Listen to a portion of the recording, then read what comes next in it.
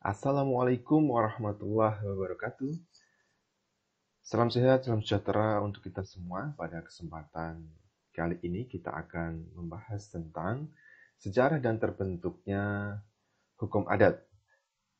Pada kesempatan kali ini kita akan mendiskusikan tentang yang pertama ada sejarah lahirnya hukum adat itu sendiri, kemudian bukti adanya hukum adat itu pada subbahasan yang kedua.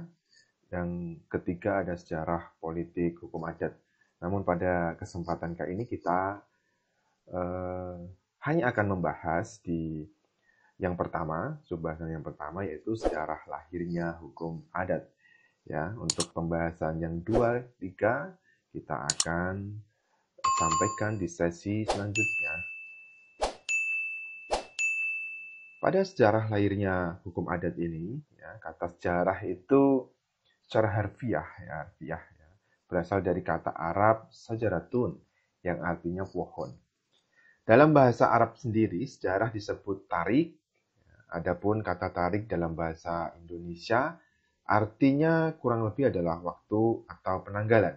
Ya, jadi ketika kita bicara tentang sejarah, maka pasti akan kita kaji tentang waktu ke belakang, ya, atas adanya sesuatu hal ya yang akan kita kaji. Kata sejarah lebih dekat pada bahasa Yunani yaitu historia yang berarti ilmu atau orang pandai. Kemudian dalam bahasa Inggris itu kita kenal dengan bahasa history ya yang berarti masa lalu manusia. Kata lain yang mendekati acuan tersebut adalah geschichte yang berarti perihal yang telah terjadi, ya, suatu hal yang telah kita lalui, telah terjadi, itu jadi sebuah sejarah. Di Eropa, asal-muasal istilah sejarah ini dipakai dalam literatur bahasa Indonesia juga. Itu terdapat beberapa variasi. Meskipun begitu, banyak yang mengakui bahwa istilah sejarah itu berasal muasalnya dari dalam bahasa Yunani historia. Dalam bahasa Inggris kita kenal dengan history tadi ya, bahasa Prancis history, bahasa Italia historia, kemudian bahasa Jerman Geschichte yang berarti yang terjadi. Bahasa Belanda dikenal dengan Geschiedenis. J.V. Bries ini menjelaskan bahwa sejarah merupakan catatan dari apa yang telah dipikirkan, kemudian dikatakan dan diperbuat oleh manusia. Kalau dari pengertian ini berarti Bries ini menyampaikan bahwa sejarah itu bisa dibangun dong, gitu ya. Berarti karena dapat dikatakan dan diperbuat oleh manusia. Jadi manusia seharusnya bisa membangun itu sejarah. Sejarah baik harus kita bangun ya. Kalau sejarah kelam misalnya dalam perkembangan ketatanegaraan kan pasti selalu ada sejarah-sejarah kelam ya untuk pendewasaan pembangunan ketatanegaraan. Nah, itu sebenarnya sejarah itu sebagai pengetahuan, pengalaman di mana kadang ada kalanya sejarah kelam itu ya perlu kita ambil, kita petik hikmahnya saja, lalu tidak perlu kita ungkit secara berkepanjangan, kan begitu harusnya. W.H. Walsh itu menyampaikan sejarah menitik beratkan pada pencatatan yang berarti dan penting saja bagi manusia. Nah, ini berarti sesuai dengan apa yang saya sampaikan tadi ya. Berarti kita ambil, kita petik ya sesuatu yang sangat penting dan berarti bagi kehidupan manusia. Catatan itu meliputi tindakan-tindakan dan pengalaman-pengalaman manusia pada masa lampau, pada hal-hal yang penting sehingga merupakan menjadi sebuah cerita yang berarti. Ya. Sejarah-sejarah itu dibangun untuk menciptakan sesuatu historis ya, yang dapat dikaji ulang. Nah, begitu ya. Berarti sebenarnya sejarah bisa dikaji ulang, ya, kemudian dipetik hikmahnya. Pada poinnya begitu ya. Patrick Gardiner menyampaikan sejarah adalah ilmu yang mempelajari apa yang telah diperbuat oleh manusia. Ini hampir linier dengan yang di atas tadi. Kemudian Ruslan Abdul Ghani menyampaikan ilmu sejarah adalah salah satu cabang ya, ilmu pengetahuan yang meneliti dan menyelidiki secara sistematis keseluruhan perkembangan masyarakat. Berarti perkembangan yang terjadi di dalam masyarakat, ya, serta kemanusiaan, ya, dalam sosietis itu pasti ada manusia sendiri pada masa lampau beserta kejadian-kejadian yang terjadi dengan maksud untuk kemudian dapat dinilai secara kritis, penilaian. Ya, ya boleh dikatakan sebagai komparasi, ya, komparasi di suatu masa. Seluruh hasil penelitian tersebut, ya, jadi diuji, dikaji secara kritis dari hasil penelitian yang diadakan. Untuk selanjutnya dijadikan perbendaharaan pedoman ya bagi penilaian dan penentuan keadaan sekarang serta arah proses ke masa depan. Lalu Muhyamin, ya, penggawa kita, sejarah adalah suatu ilmu pengetahuan yang disusun atas hasil pendidikan beberapa peristiwa yang dapat dibuktikan dengan banyak kenyataan. Kalau kata presiden pertama kita, Soekarno, ya, kita tidak bisa melupakan sejarah karena sejarah itu ya menjadi pengalaman yang berharga bagi kita semua sebagai pendewasaan kita semua. Ya, jangan sekali-kali lupakan sejarah yang menyampaikan begitu. Muhyamin, sejarah adalah suatu ilmu pengetahuan yang disusun atas hasil penyelidikan beberapa peristiwa yang dapat dibuktikan dengan bahan kenyataan. Ini saya sepakat dengan Muhyamin. Ya, Muhyamin menyampaikan dan saya cenderung sepakat bahwa sejarah itu memang harus kita catat. Ya.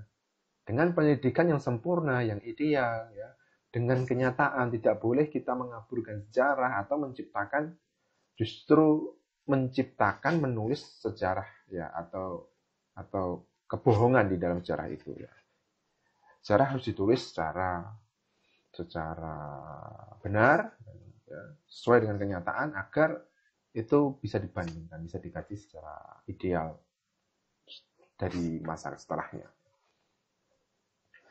Ibnu Khaldun di 1332 14 sampai 1406 ya sejarah Masehi ya, sejarah didefinisikan sebagai catatan tentang masyarakat, sosietas ya atas atau peradaban manusia yang terjadi pada watak sifat masyarakat itu. Ya, kalau di dalam antropologi, ya, kalau di hukum itu ada antropologi hukum, maka kita kaji hukum itu berdasarkan peradaban manusia itu sendiri. Ya, manusia, ya, makhluk sosial, tentunya itu peradabannya sangat dinamis. Dari masa ke masa sangat berkembang. Ya, maka itu dapat menjadi objek kajian di dalam antropologi hukum, misalnya gitu ya. Nah, ini juga sejarah itu berarti mencatat terhadap peradaban manusia yang terjadi pada sifat masyarakat itu sendiri. Ya, sifat masyarakat itu tadi kalau di ilmu antro ya bermacam-macam faktor-faktornya. Ya, bisa dari banyak sedikitnya society itu. Ya, kemudian luas sempitnya wilayahnya. Ya. Kemudian bagaimana pemenuhan kebutuhan ekonomi, ya, ini beberapa faktor yang mempengaruhi sifat masyarakat itu atau dari sudut kelompok, ya, tujuan kelompok itu juga mempengaruhi watak dari masyarakat. Muhammad Ali menyampaikan dalam bukunya Pengantar Ilmu Sejarah Indonesia mempertegas pengertian sejarah sebagai berikut. Yang pertama, jumlah perubahan kejadian atau peristiwa dalam kenyataan di sekitar kita. Kedua, cerita tentang perubahan kejadian atau peristiwa dalam kenyataan di sekitar kita yang dapat kita ceritakan kembali. Kemudian yang ketiga, sebagai ilmu yang bertugas, ya, tugasnya adalah menyelidiki setiap perubahan-perubahan. Jadi ini sesuai apa yang saya sampaikan tadi. Ya, di antro itu ada perubahan. Ya, ada perubahan, kemudian perubahan itu membangun kalau dilakukan secara baik, ditunjukkan, dibentuk sebuah aturan menjadi sebuah norma, bisa juga menjadi peradaban ya. Kemudian kejadian dan atau peristiwa dalam kenyataan di sekitar kita. Nah, peraturan adat istiadat kita ini ya sesungguhnya ini pada hakikatnya tadi yang awal membahas tentang pengertian sejarah, story ya. Lalu yang sekarang ini dalam adat istiadat kita ini pada hakikatnya itu sudah terdapat pada zaman kuno. Saya yakin bahwa di zaman kuno itu walaupun sederhana, manusia itu sudah melakukan peradaban. Misalnya ya peradaban bercocok tanam dari hal yang paling sederhana ya. Bagaimana meramu misalnya ya, meramu cari makanan, berkebun, kemudian membuat teknik irigasi dengan secara sederhana, ya. Kemudian mulai mencoba membangun atau membuat alat-alat yang memudahkan untuk kehidupannya, misalnya kalau zaman dulu itu ada kapak perimbas, ya, kemudian alat-alat yang digunakan untuk bercocok tanam, ya. Itu bisa dikatakan sebuah peradaban ya. Kemudian zaman pra-Hindu, sebelum Hindu itu masuk kepada manusia, masyarakat ya. Kemudian adat istiadat yang hidup dalam masyarakat pra-Hindu itu menurut ahli hukum adat merupakan adat-adat Melayu Polinesia ya, lebih cenderung pada ras Melayu Polinesia. Ya. Kemudian datang kultur Hindu ya Melayu Polinesia tadi ya suku Melayu ya, kalau seperti yang ciri-ciri mencirikan Melayu. Polinesia itu kalau ya penyebutan ya gitu ya. Perkembangan penyebutan di bagian sekarang itu kalau misalnya yang berkembang itu di Indonesia itu di bagian timur itu ada Polinesia gitu ya. Ini ya ada keterkaitan dengan ini ya. Artinya Melayu Polinesia ini yang ras-ras yang dari ciri fisik ya itu ya seperti kita di Indonesia. Kemudian datang kultur Hindu, kultur Islam, kultur Kristen yang masing-masing mempengaruhi kultur asli tersebut yang sejak lama menguasai tata kehidupan masyarakat Indonesia sebagai suatu hukum adat. Ini saya juga yakin begitu. Masyarakat membentuk. Sebelum kemerdekaan sudah ada, kultur aslinya sudah muncul. Ya. Tetua adat sudah membangun itu. Sehingga hukum adat yang kini hidup pada rakyat itu adalah hasil akulturasi, ya, percampuran antara peraturan-peraturan adat istiadat zaman pra-Hindu dengan peraturan-peraturan hidup yang dibawa oleh kultur Hindu itu sendiri. Ya, kemudian berkembang kan, ya, masuk kepercayaan atau agama Islam, ya, kemudian juga ada kultur Kristennya, ya. Ini perkembangan di dalam peradaban ya. Ini kalau dari kultur Hindu, kultur Islam, kultur Kristen, Buddha ini terhadap keyakinan ya. Ini masuk kepada ranah keyakinan masyarakat, religius ya. Kalau hukum adat kan religius, magis ya kan. Berarti lebih cenderung sifat religiusnya tinggi. Aturan-aturan adat begitu. Misalnya tantangan terhadap ya kerusakan di lingkungan, kemudian merusak di misalnya tempat-tempat yang dikeramatkan itu kan selalu begitu adatnya, selalu dikaitkan dengan hal-hal yang religius magis ya. Hukum adat sebagai cabang ilmu hukum yang berdiri sendiri itu dilahirkan oleh alam pikiran Barat, bukan alam pikiran Indonesia sendiri ternyata. Karena di Barat sendiri ya, kajian ya masyarakat itu memang sering mengkaji, bahkan Schopfhorgelnya, Van Vollenhoven itu mengadakan penelitian dalam rangka mengkaji justru ya beliau-beliau yang mengkaji, meneliti, riset tentang hukum adat ya mungkin dipandang sebagai suatu hal yang menarik, menjadi sebuah ketertarikan untuk meriset tentang perkembangan hukum adat. Sedangkan di Indonesia sendiri ya hukum adatnya itu tidak hanya satu ya, banyak gitu ya, karena kita negara kepulauan tentunya dengan adanya kepulauan itu masyarakat adat akan terbentuk secara alamiah ya, dibatasi ya, kepulauan dibatasi perayaan-perayaan sehingga peradaban itu secara alamiah akan terkanalisasi membentuk norma adat ya, setiap masyarakat, setiap koloni masyarakat tersebut ya.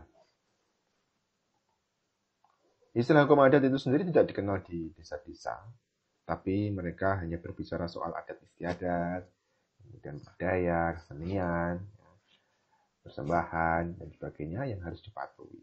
Yang kadang-kadang mempunyai sanksi-sanksi tertentu terhadap pelanggaran. Nah ini sebenarnya kalau sudah aturan, kesepakatan menjadi sebuah norma, termasuk norma hukum, maka dia identik ada sanksi, sudah mulai ada sanksi. Saya ingatkan kembali, misalnya norma kesopanan itu aturan yang coba dibangun di dalam masyarakat sudah ada sanksinya, misalnya dicemooh ya gitu ya, atau dikatakan ya, kata-kata itu ya, diumpat ya, itu ketika kita melakukan pelanggaran norma kesopanan. Kemudian norma kesusilaan ya, sanksinya sudah ada, dikucilkan ya, diusir dari masyarakat ya. Dan sanksi-sanksi yang lain. Kemudian norma agama ada sanksinya, walaupun sanksinya tidak mengikat, kuat dan jelas, dosa misalnya ya. Ada ketakutan sendiri untuk melanggar norma agama tersebut. Kemudian yang sanksinya jelas, mengikat dan tegas itu norma hukum. Ya, kalau sudah mempunyai sanksi ini sudah masuk pada norma. Ya. Penemuan hukum adat itu memang terpengaruh oleh faktor-faktor politik, ekonomi, dan dia dibangun terstruktur oleh masyarakat jajahan pada waktu itu. Penemuan hukum adat itu sendiri itu cenderung adanya desakan-desakan politik hukum yang mau memaksakan rakyat Indonesia tunduk pada hukum barat. Penundukan itu terutama berpokok pangkal pada pikiran bahwa hukum adat sama sekali tidak memenuhi tuntutan-tuntutan abad modern, abad ke-20. Maka sebenarnya sampai mengapa ya sistem hukum adat di Indonesia ini masih ada ya, masih dipakai menjadi salah satu sistem hukum di samping sistem hukum nasional dan hukum Islam ya. Tiga sistem hukum yang masih berlaku di negara Indonesia. Dalam perundang-undangan pemerintah Hindia Belanda, istilah hukum adat baru dipakai pada tahun 1929 ya, setelah pasal 134 is ya, Illustrated Reglement ya, setelah diubah maka redaksi ayat dari pasal 134 itu menyebut kata hukum adat ya. Is semacam ya undang-undang ketatanegaraan ya kala itu ya. Sebelum tahun 1929 istilah yang biasa dipakai untuk menyatakan hukum adat adalah undang-undang agama, lembaga kebudayaan bangsa dan kebiasaan. Godsdienstwetten voor instellingen en gebreken.